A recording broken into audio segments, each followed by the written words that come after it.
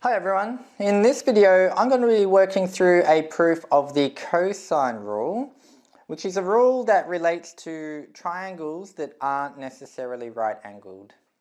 So here we have a triangle ABC, and I've followed the convention where we use a capital letter for each point and a lowercase letter for the length of the sides, and each side is named after the opposite of its point. So the side opposite point A gets a lowercase a, the side opposite point B gets a lowercase b, and the side opposite point C gets a lowercase c. And that's helpful to know that convention for when you're labeling your own triangles and trying to work out how the cosine rule works.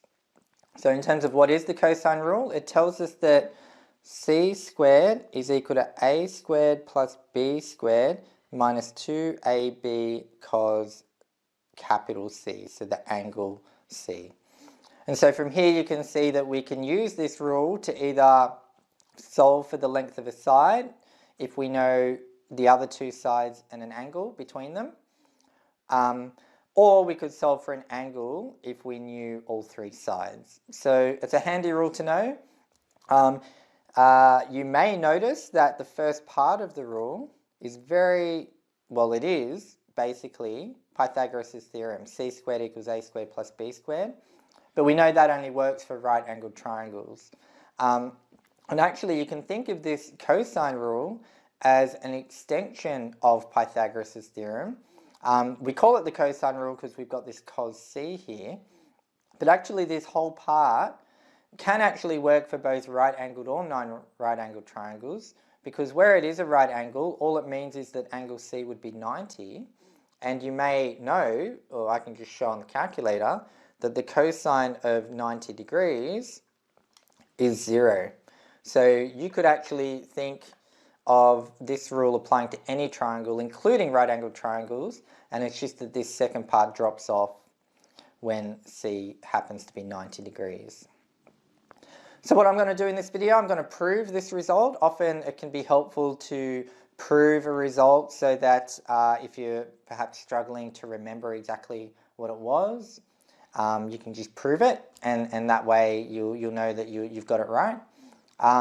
For us to prove this result, the method I'm going to use actually makes use of Pythagoras' theorem.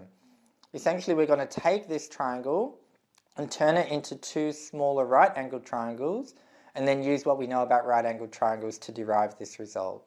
So what I'll do to start is, in a new colour, let's just draw a line down from point B such that this is 90 degrees. So essentially we've got two right-angled triangles here. We've got, I'll just call this point D so that we can refer to it. So now we've got triangle ABD and triangle BCD, which together form the bigger triangle ABC. So to get started, I think what we can do is we can make use of Pythagoras, as I mentioned, and we'll focus on triangle ABD. So we can say that in triangle ABD, by Pythagoras' theorem, we know that the hypotenuse, c squared, is equal to the sum of the other two sides. Now, in our case, that would be, the sum of the squares of the other two sides. So AD squared plus BD squared.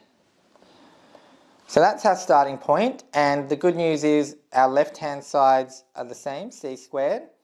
So really what we need to do is show that AD squared plus BD squared can be rearranged into this format. And to do that, I think it's helpful to now think about triangle BCD and using our SOHCAHTOA rules. So in triangle BCD, we can focus on angle C, and we could say that the cosine, so cos of angle C, is going to be, if you use SOHCAHTOA, ca is adjacent on hypotenuse. So this length here on the hypotenuse. So it would be DC on A And we could rearrange that to say that DC is equal to, and just bringing up the A, we get A cos C. Similarly, we can say that the sine of angle C is equal to SOT, which is opposite over hypotenuse, so BD on A, and rearranging that to make BD the subject, we get BD is equal to A sine C. Now, the other thing to note is that AD, this length here that we're concerned with, we can write that as being equal to the whole length AC, which we defined as B, because since that's the side opposite point B. So lowercase b minus what's left here, DC. So that's going to be handy because we want to essentially get AD and BD into A, B, and cos C. And we've kind of got BD and DC into A and cos and sine C. But we get the B in here because the AD squared we can say is B minus DC. DC we just defined, or we derived that it is A cos C. So now let's put in our AD and BD up here. So we get C squared is equal to AD squared, which is B minus A cos C squared, plus BD squared, which is A sine C squared.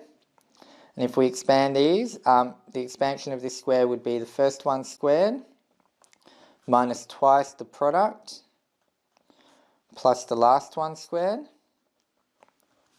And then this here will just become A squared sine squared C. Now here, rearranging this, I might bring the A squared bits to the front since that's what comes first in the cosine rule. So we get A squared times sine squared C plus cos squared C. And then we'll have plus B squared minus 2AB cos C. Now, using the fact that sine squared of an angle plus cos squared of the angle is equal to 1, this bit here is 1, that's how we get down to the result of A squared times 1 is just A squared, plus B squared minus 2AB cos C, which is the result. So that's as required. Panic boom!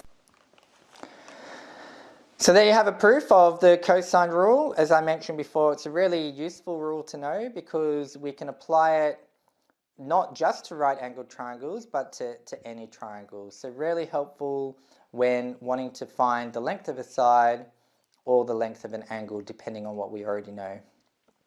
So hopefully you found that proof helpful and it all made sense to you. And if you ever do find yourself in need of the cosine rule and you're struggling to remember what it is, just go back to Pythagoras and SOHCAHTOA and turn whatever triangle you're dealing with into two right angled triangles, and hopefully you should be able to follow these steps to then derive the result. Alright, there you have it. Tick boom!